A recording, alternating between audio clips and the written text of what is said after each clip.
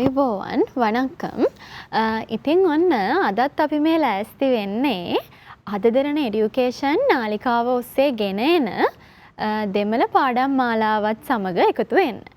ඉතින් මේ වෙනකොට අපි කතා කරගෙන යන්නේ දෙමළ භාෂාවේ තියෙන ව්‍යාකරණ කොටසක් වෙන පිනිසාර්ථ කෘදන්ත වලින් වාක්‍ය සෑදීමේ කොටස.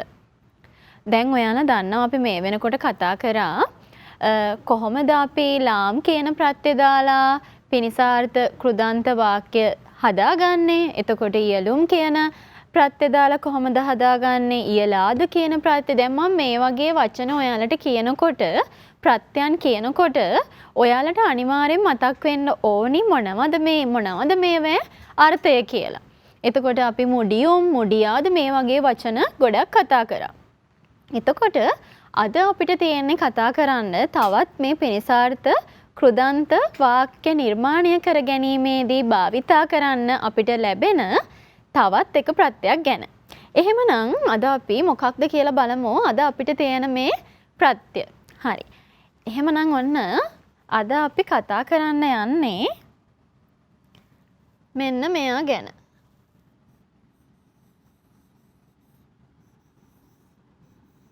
මොකද්ද මේ කෝඩුම් කියන වචනේ? කෝඩුම් කියන ප්‍රත්‍ය ගැන තමයි අද අපි කතා කරන්න යන්නේ.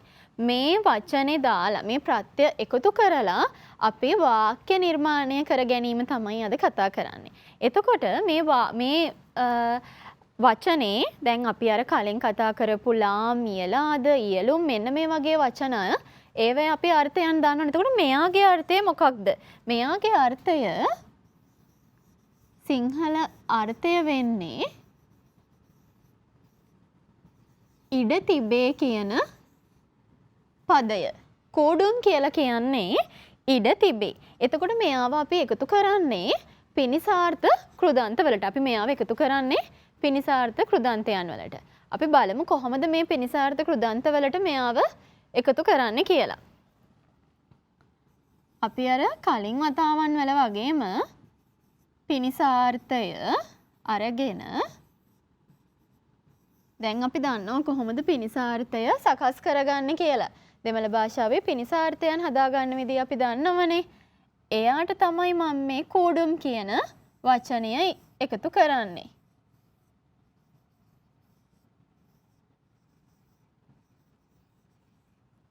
පිනිසාර්ථයක් විදිහට මම ගන්නවා කදේ කියන වචනේ. කදේ කියන වචනේ කතා කරනවා කියන වචනේ අපි කදේ කියලා කියන්නේ ක්‍රියාමූලයනේ. අපි එතකොට ඒ වචනේ කදේ කියන වචනේ පිනිසාර්ථය ගන්නවා. කදේ කියන වචනේ පිනිසාර්ථය වෙන්නේ කදෙයික්ක. කදෙයික්ක කියලා කියන්නේ කතා කරන්න. අපි අනිත් පැත්තෙන් එකතු කරගන්න ඕනි කෝඩුම් කියන වචනේ. හැබැයි මෙයා එකතු කරන්න කලින් අපිට තව පුංචි වැඩක් කරන්න තියෙනවා. මොකද දන්නවද? මේක ව්‍යාකරණ නීතියක්. මම මෙතෙන්ට එකතු කරනවා හල් කයන්නක්. ඇයි මම මෙහෙම හල් කයන්නම් මෙතෙන්ට එකතු කරේ? කදෙයික්ක කියලා තියෙන වචනෙට කෝඩුම් මට කෙලින්ම එකතු කරන්න පුළුවන්. ඇයි මම මේ මැදින් හල් කයන්නක් එකතු කරලා තියෙන්නේ? ඔයාලා දන්නවා ව්‍යාකරණ නීතියක් තියෙනවා. මොකක්ද? මේ වගේ වචන ආවොත් ඒ කියන්නේ මේ දැන් අපිට තියෙන මේ මුල් වචනේ මුල් පදයේ අවසාන අකුර ඔයාලට පේනවනේ ක අකුරක්නේ තියෙන්නේ නේද? එතකොට ආන් ඒ වගේ ක අකුරක් හරි එහෙම නැත්නම් ත අකුරක් හරි ප අකුරක් හරි ස අකුරක් හරි ආවොත් එහෙම අපි දන්නවා අපි කතා කරලා තියෙනවා එක ව්‍යාකරණ නීතියක්. මොකක්ද? ඒ වගේ අවස්ථාවලදී මුල් පදයේ අවසානයේ මෙහෙම අකුරක් තියෙනවා නම් ඊට පිටුපසින් තියෙන පසු පදයේ මුලට මේ අවසානයේ තියෙන අකුරේ හල් අකුර යොදන්න ඕනි. අපි ඒ ගැන දන්නවා නේද? ඒ නිසා තමයි මම මෙතනට මේ හල් කයන්නක් එකතු කරලා තියෙන්නේ. හරි. එහෙනම් අපි මේක ලියාගමුකෝ. පිනිසාර්ථය මේ කදෙයික්ක කියන වචනේ. ඉඩ තිබේ කියලා කියන්නේ මේ කූඩුම් කියන වචනේ. එතකොට මෙයා සම්පූර්ණයෙන්ම ඔන්න මම ඔයාලට ලියලා පෙන්නනවා. අපි මේ ටික සංදි කරලා ලියන්නේ. සංදි කරනවා කියලා කියන්නේ එකතු කරනවා කියන එක.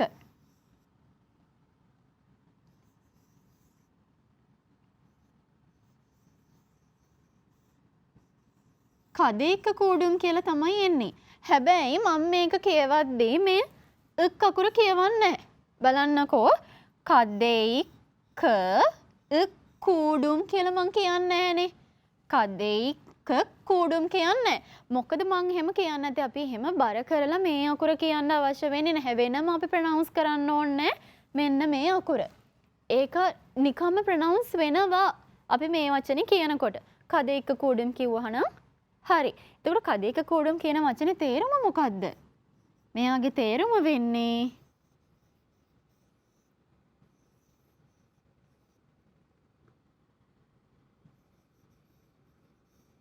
කතා කරන්න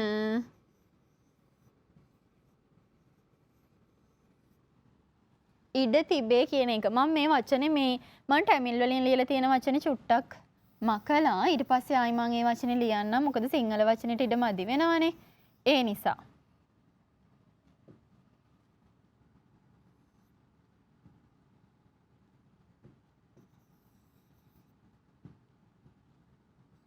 කතා කරන්න ඉඩ තිබේ.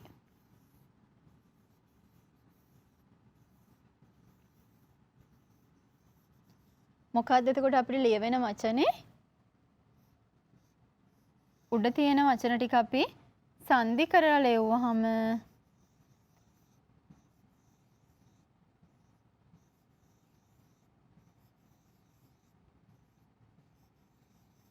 කදේක කූඩුම් කියන වචනය නිර්මාණය කරගන්න පුළුවන්.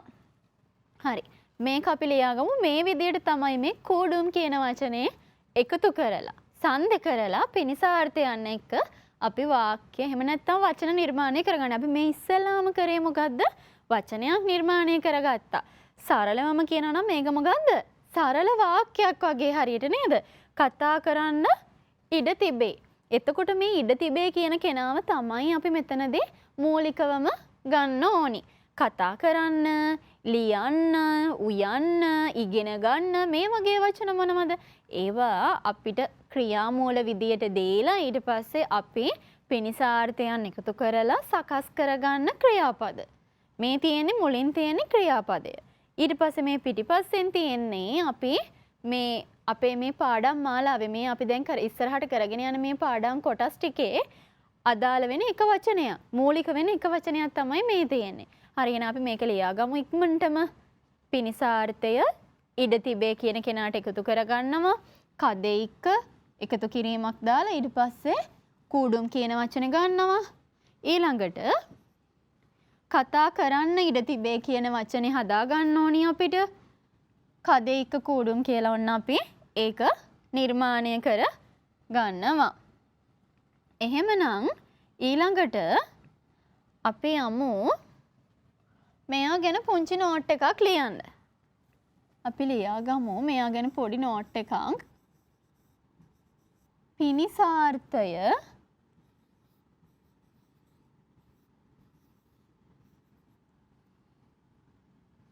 පිනිසාර්ථ ක්‍රියාපදය කියන්නත් පුළුවන්. පිනිසාර්ථ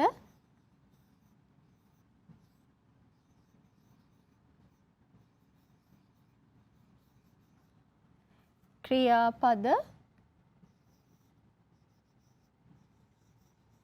රූපයට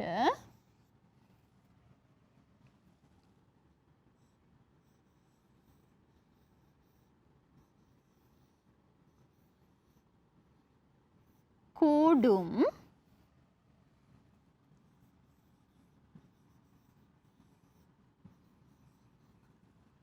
යන ප්‍රත්‍ය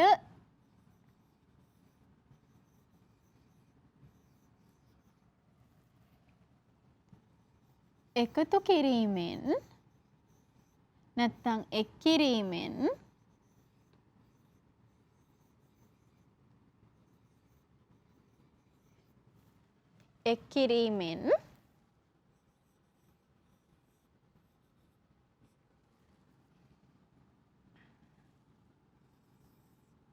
දෙමළ භාෂාවේ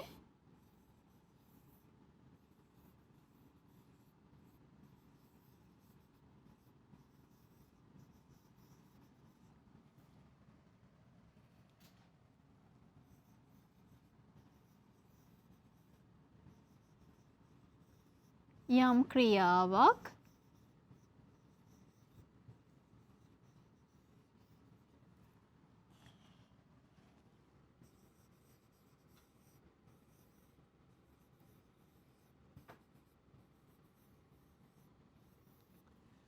කරන්නට ඉඩ තිබේ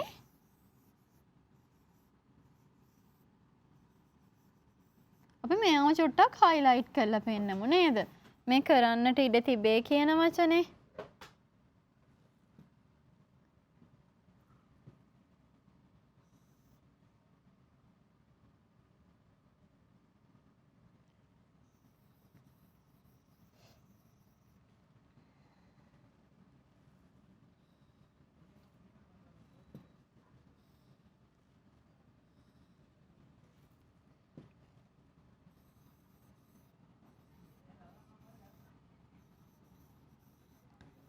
කරන්නට ඉඩ තිබේ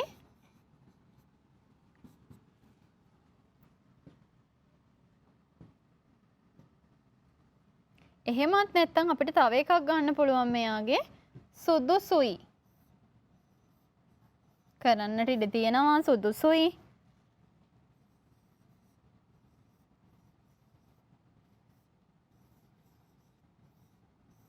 එහෙම නැත්නම් ආයෙ එකක් ගන්න පුළුවන් තහනම් නැහැ අපිට වාක්‍ය හදා ගන්නකොට අපිට මේ වචන භාවිතා කරන්න අවශ්‍ය වෙනවනේ කතා කරද්දිත් අපිට මේව අවශ්‍ය වෙනවනේ ඒ කියන්නේ වචන භාවිතා කරද්දි වගේම ලියන්න භාවිතා කරනකොට වගේම කතා කරනකොටත් අපිට මෙයාලව අදාළ වෙනවා හරි ඔන්න වගේවට අපිට අදාළ වෙනවා මෙන්න මේ කුඩුම් කියන වචනේ ඉතින් අපි ඉක්මනින්ම බ්‍රේක් එකක් අරන් ඇවිල්ලා නැවත මේ පාඩමත් එක්ක සම්බන්ධ වෙමු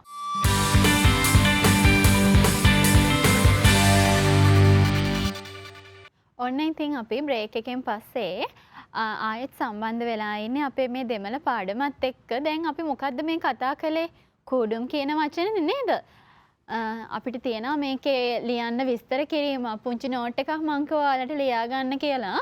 පිනිසාර්ථ ක්‍රියාපද රූපයට කුඩුම් යන ප්‍රත්‍ය එක් කිරීමෙන් දමිළ භාෂාවේ යම් ක්‍රියාවක් කරන්නට ඉඩ තිබේ. එහෙමත් නැත්නම් සුදුසුයි එහෙම නැත්නම් තහනම් නැහැ කියන මෙන්න මේ අර්ථයන් ප්‍රකාශ කරන්න.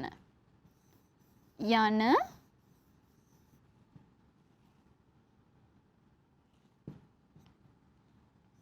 අර්ථ ප්‍රකාශ කිරීමට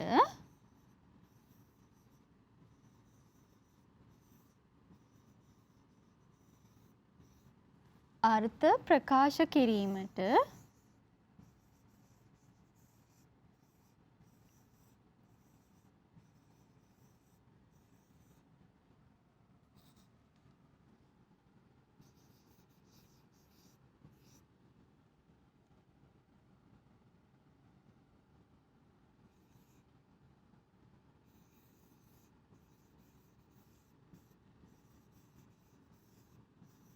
භාවිතා කරයි.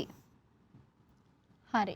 එතකොට මේ කුඩුම් කියන වචනේ අපි ගන්නෙ මෙන්න මේ highlight කරලා තියෙන සිංහල භාෂාවෙන් මේ highlight කරලා තියෙන වචනවල අර්ථයන් ප්‍රකාශ කරන්න. එතකොට අපිට ඉඩ තිබේ කියලා කියද්දි මේ කුඩුම් කියන වචනේ පාවිච්චිට ගන්න පුළුවන්. සුදුසුයි කියලා කියනකොටත් අපිට මේ කුඩුම් කියන වචනේ පාවිච්චිට ගන්න පුළුවන්. ඒ වගේම තමයි තහනම් නැහැ කියලා කියද්දිත් අපිට මේ කුඩුම් කියන වචනේ භාවිතයට ගන්න පුළුවන්.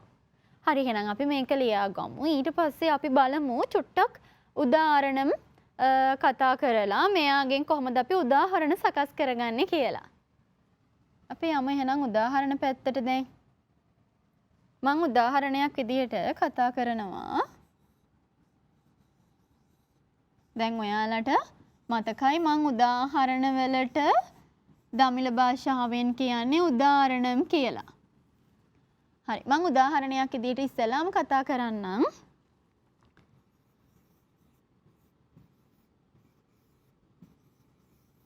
පාඩම් කරන්නට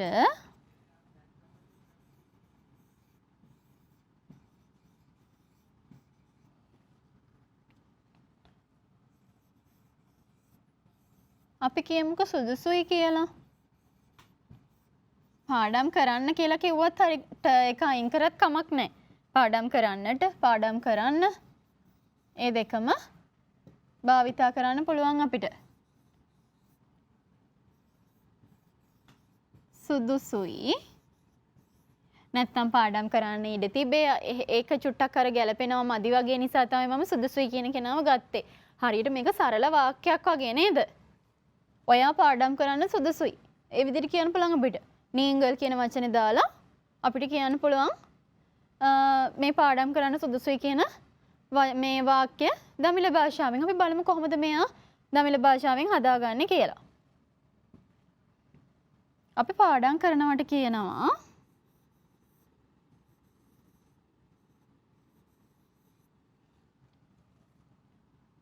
සුදුසුයි කියනවට මොකද්ද කියන්නේ? කෝඩුම් කියලානේ. මෙයාට කලින් අපි එකතු කරනවා මොකද්ද?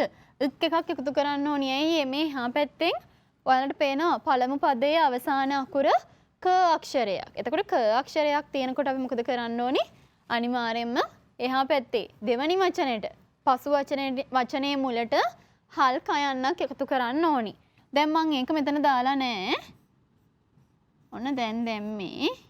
හරි. අපි දැන් බලමු මේ වචනේ හදා ගන්න විදිය. පාඩම් කරන්න සුදුසුයි.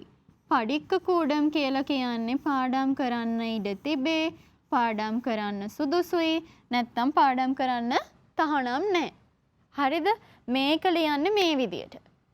හරි. ඔන්න එක උදාහරණයක් මම ඔයාලට ලියලා පෙන්නනවා. අපි තව උදාහරණයක් කතා කරමු.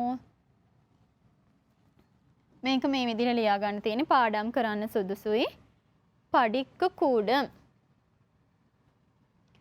මම යනවා ඊළඟ වචනෙට ඊළඟ උදාහරණෙට.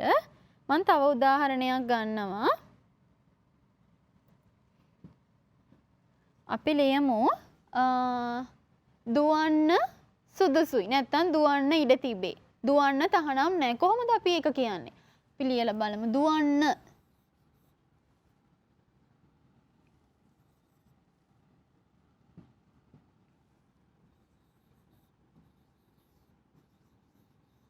අපි ලියමුකෝ මෙයාට ගැලපෙන්නේ දුවන්න තහනම් නැහැ.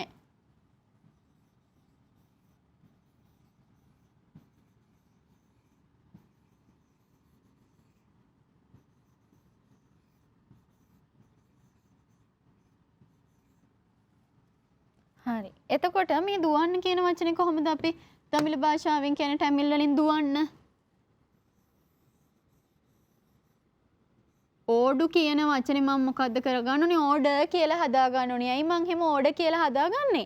මෙයා මම මේ පිනිසාර්ථයක් විදියට හරව ගත්තා. ඕඩු කියන වචනේ පිනිසාර්ථයක් විදියට මම මෙතන මේ හරවගෙන තියෙන්නේ. හරි. ඊට පස්සේ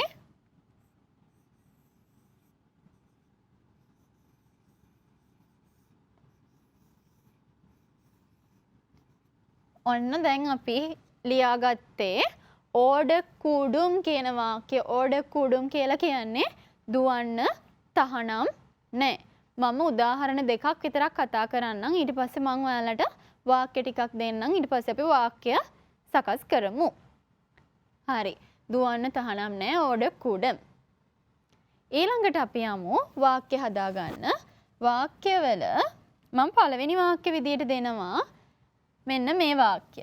අපි ලියාගමු මේ වාක්‍ය ටික. එතකොට ඔයාලට තියෙන්නේ දැන් ඔයාලා දන්නවා දමිළ භාෂාවේ වචන ගොඩක් දන්නවා. ඉතින් ඔයාලට තියෙන්නේ මේ ටික ලියන්න.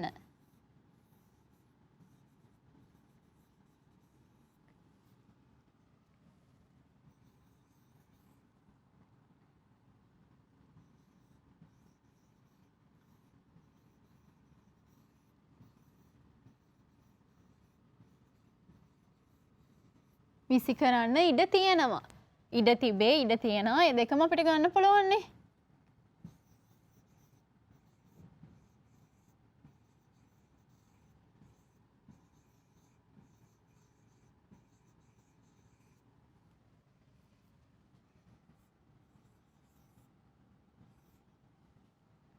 ඊළඟට මම දෙවෙනි වාක්‍ය විදියට දෙනවා. වාක්‍ය 3ක් විතර අපි ලියමු.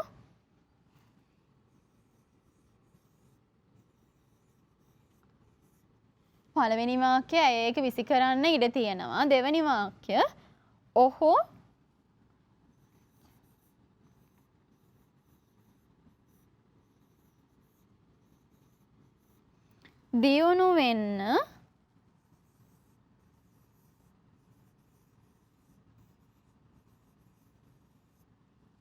ඔහු දියුණු වෙන්න ඉඩ තියෙනවා.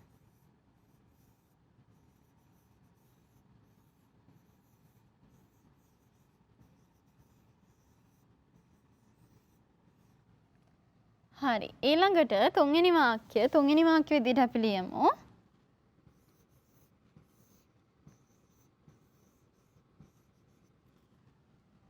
ඒ ගැන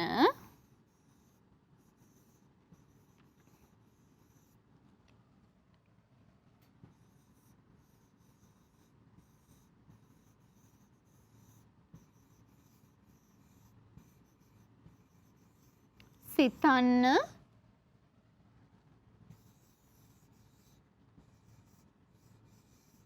ඉඩ තියෙනවා.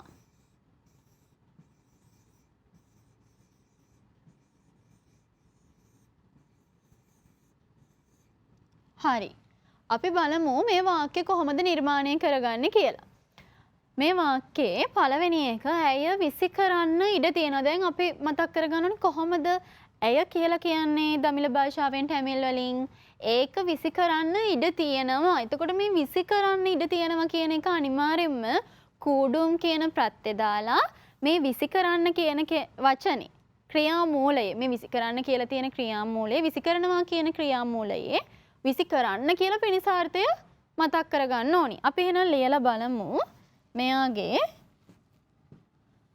පළවෙනි වාක්‍යයේ ඇය කියලා කියන්නේ අවල්. ඒක විසි කරන්න ඉඩ තියෙනවා. ඒක කියලා කියද්දී අපි කියනවා අදයි. විසි කරනවට මොකක්ද අපි කියන්නේ? විසි කරනවට කියනවා වීස කියලා. එතකොට වීස කියන වචනේ මම මෙතනට එකතු කරගන්නවා එක් අකුරක්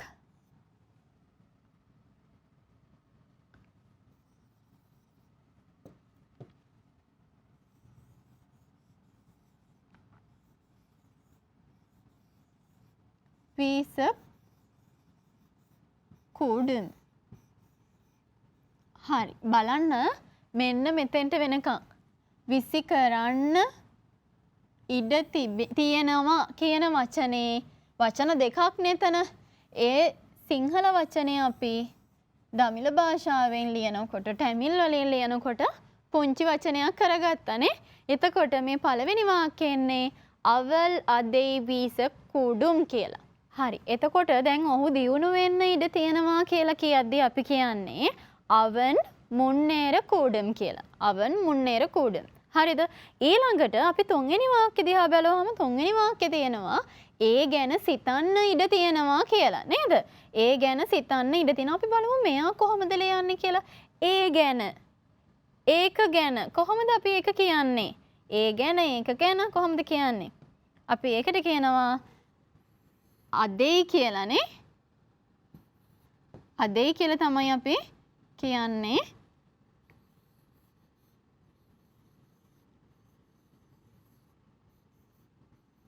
මම මෙතන හල් පයන්නක් දාන්නේ එහා පැත්තෙන් එන්නේ සිතන්න කියලානේ.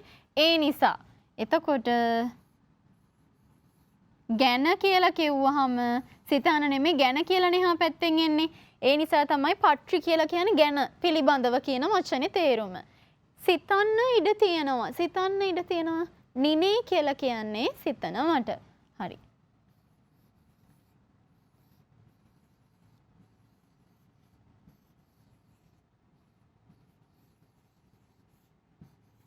නිනේ කුඩුම් කියලා කියන්නේ ඔන්න සිතන්න ඉඩ තියෙනවා. එතකොට සිතන්න තහනම් නැහැ, සිතන්න සුදුසුයි. මේ ඕන එකක් අපිට ගන්න පුළුවන් මෙතනදී. අදේ පට්‍රි නිනේ කුඩම්. ඒ ගැන සිතන්න ඉඩ තියෙනවා. ඔන්න අපි වාක්‍ය තුනම කොහොමද ලියන්නේ කියලා බැලුවා.